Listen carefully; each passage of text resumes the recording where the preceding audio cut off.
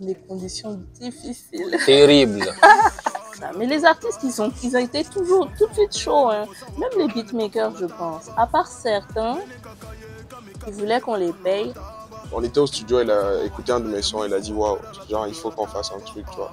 Lorsque tu n'as pas les moyens, ton œuvre ne sera pas vue. Mais la plupart du temps, les artistes qui ont les moyens pour faire ça, c'est des artistes qui ne font rien de bon, tu vois, le bail.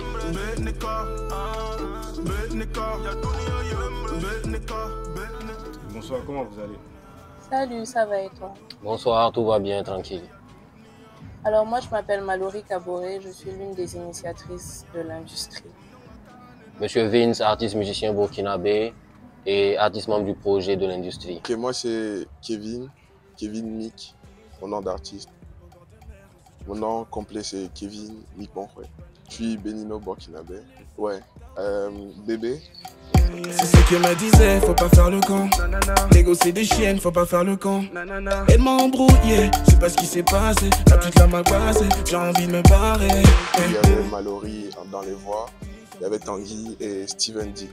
Moi c'est Oussef 09 Ramsen.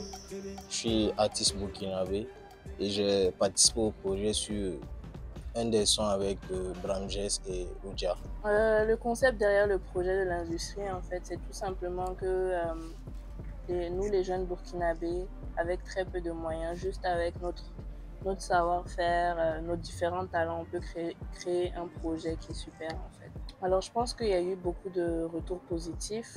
On a eu plein de messages pour soutenir l'initiative, pour nous encourager. On a eu aussi des nouveaux partenaires qui ont décidé de nous aider dans la suite du projet. Et ouais, je pense que les gens ont apprécié le projet. Alors, pas particulièrement de mon morceau, mais plus spécifiquement de tous les morceaux de l'industrie. Parce que déjà, l'industrie, c'est un projet innovateur. Alors, les retours qui ont été là, ce sont des retours d'encouragement, de félicitations. Voilà.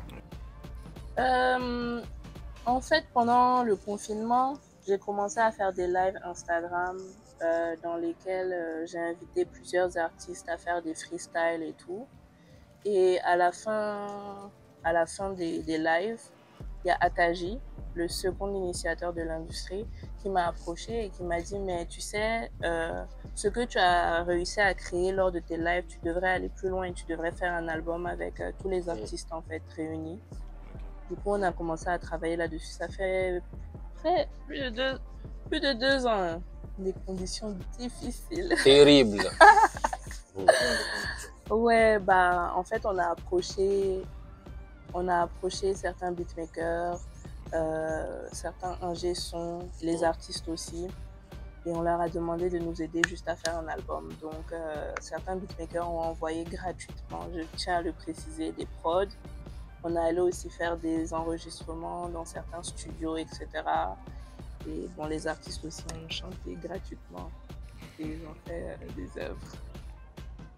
Les faux rendez-vous de certains arrangeurs, peut-être. Il y a beaucoup d'arrangeurs qui nous ont fait des faux rendez-vous, tu vois.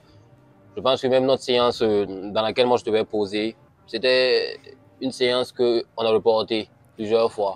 Avant de pouvoir s'attraper et puis travailler, quoi. Les moments forts, je pense... À partir de quel moment, par exemple, vous vous êtes dit que là, on tient un bon projet, tu vois?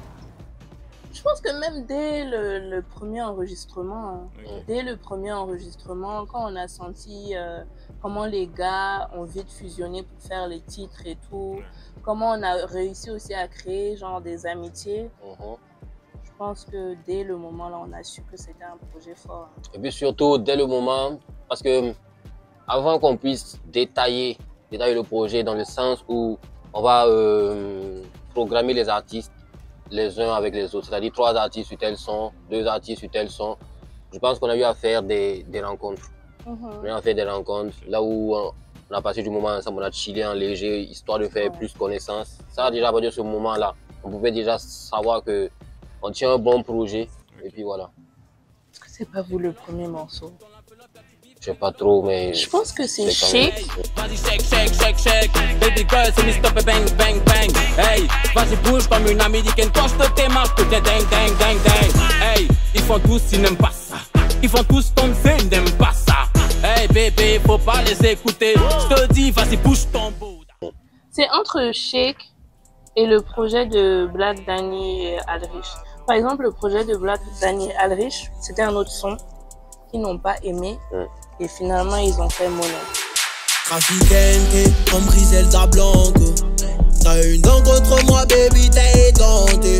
J'suis à l'hôtel, j'ai cherché ça toute ma vie. Elle adore quand je fais des la la la la français sous whisky. C'est entre les deux. Ça dépend. Il y a certains sons qu'on leur a imposés. Par exemple, Black Danny et Alrich. Moi, j'ai trouvé qu'ils allaient faire un bon son ensemble. Akaji et moi, on s'est dit, les deux ensemble, ça va faire un truc fort. Du coup, on les a mis ensemble. Mais il y a d'autres, on leur a demandé. Par exemple, on a dit, voilà, il y a tant dans l'album, tu as envie de collaborer avec qui? Et ils ont choisi.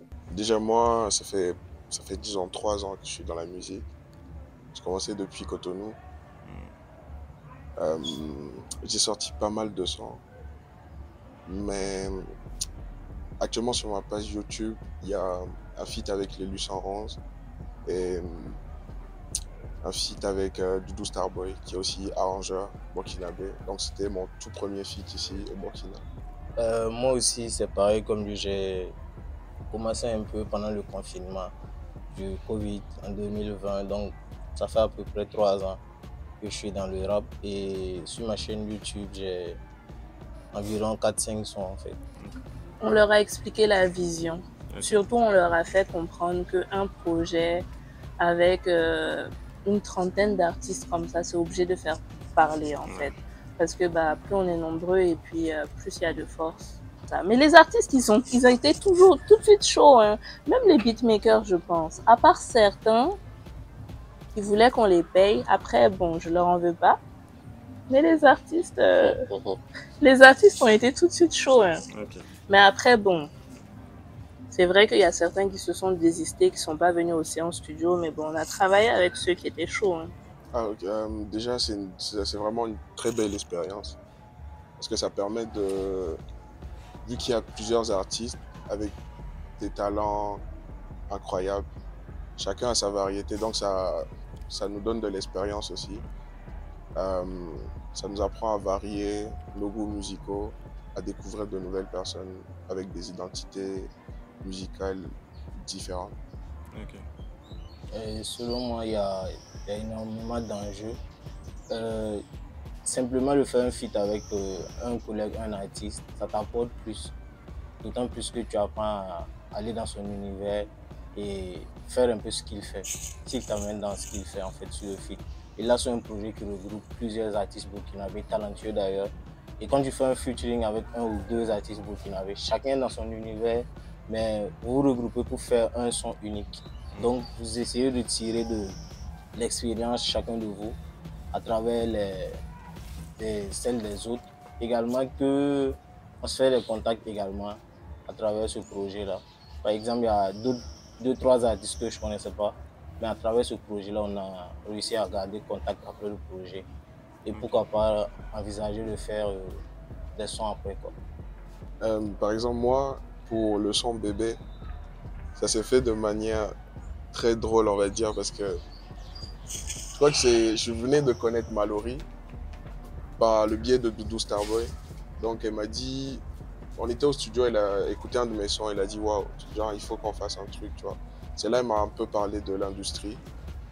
Et comme ça, elle m'a dit, il y avait un beat qui était disponible où il y avait Tanguy et Steven D qui avaient déjà posé.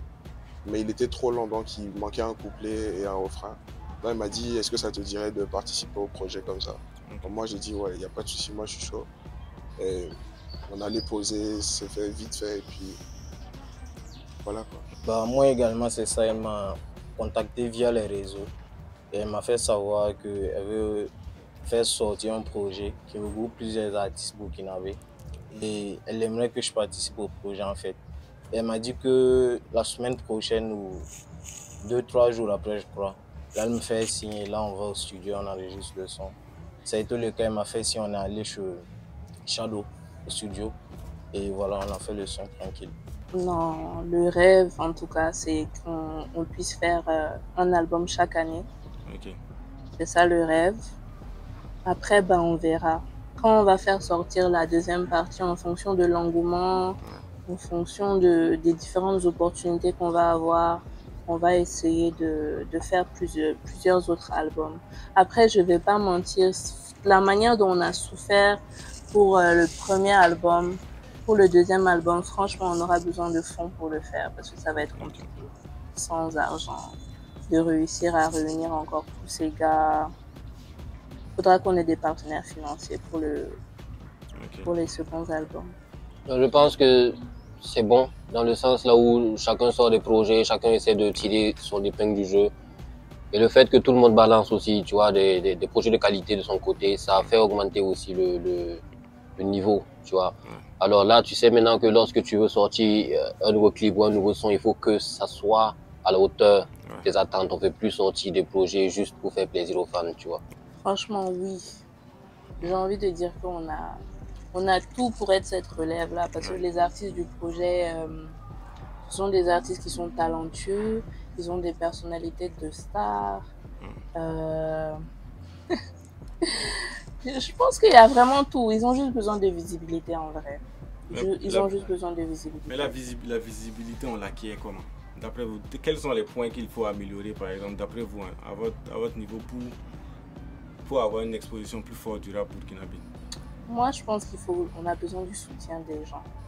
Okay. Honnêtement, on a besoin du soutien des gens. Parce que la réalité, c'est qu'on préfère, actuellement en tout cas, on préfère tout ce qui vient d'ailleurs plutôt que ce qui vient d'ici. Je pense qu'on doit commencer à être presque orgueilleux, j'ai envie de dire, et se dire oui, il faut consommer uniquement burkinabé. À force, bah, ça va prendre quoi. En temps normal, moi je pense que la visibilité, ça s'obtient lorsque tu fais du bon boulot. Exactement. Mais au Burkina, rien n'est normal. Alors la visibilité s'obtient quand tu as l'argent pour payer les médias. Ok. Ouais. Mais vous pensez que... Moi, je sais pas, moi j'ai une autre vision du truc. Okay. Moi, les gens n'écoutent pas la musique burkinabé, peut-être parce que déjà il y a le fait que ça n'arrive pas à leurs oreilles forcément. Mais il y a aussi le fait qu'il n'y a pas de bonne qualité de musique en grande quantité. Mais la qualité aussi c'est pas faux, mais c'est pas totalement vrai. Parce qu'il y a beaucoup d'artistes burkinabés qui sont forts. Je vais citer Tanguy. Tanguy, mon chouchou. Franchement, Tanguy, il n'a rien il n'a rien à envier à Dadju. Tanguy, il est trop fort en fait. Tu peux pas être là à écouter tous les jours Taïk et ne pas écouter Tanguy en fait, tu vois. Mais je sais pas.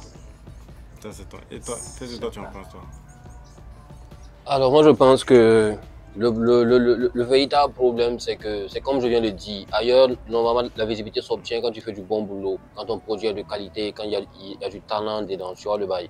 Mais ici, lorsque tu n'as pas les moyens financiers pour payer les personnes là qui sont censées faire la promotion de la musique burkinabé, pour l'évolution de notre showbiz, lorsque tu n'as pas les moyens pour payer les radios, lorsque tu n'as pas les moyens pour tout ça, même lorsque tu n'as pas les moyens, ton œuvre ne sera pas vue. Et lorsque ton œuvre n'est pas vue et entendue, vraiment, le public va ignorer qu'il y a des produits comme ça dans le pays. Mais la plupart du temps, les artistes qui ont les moyens pour faire ça, c'est des artistes qui ne font rien de bon, tu vois le bail. Ils font rien de bon, mais c'est ça qui part partout. Les gars écoutent et quand ils écoutent, ils se disent que donc au Burkina, c'est comme ça que ça chante, c'est comme ça que ça se passe. Bon, je préfère écouter. Okay. Voilà. Après, il y a quelque chose d'autre, c'est je pense que le burkinabé, on a peur ou bien on n'aime pas créer des stars. Tu vois un peu? Moi, je pense que ça ne devrait pas poser de problème en vrai, le fait que les gars rappent en français. Parce que les Yélènes, je pense que c'est en français, ils rappaient. Et ça passait en fait, ça passait, créer une identité populaire et tout. Je pense que c'est pas... L'identité culturelle, c'est vraiment pas au niveau de la langue. Ok.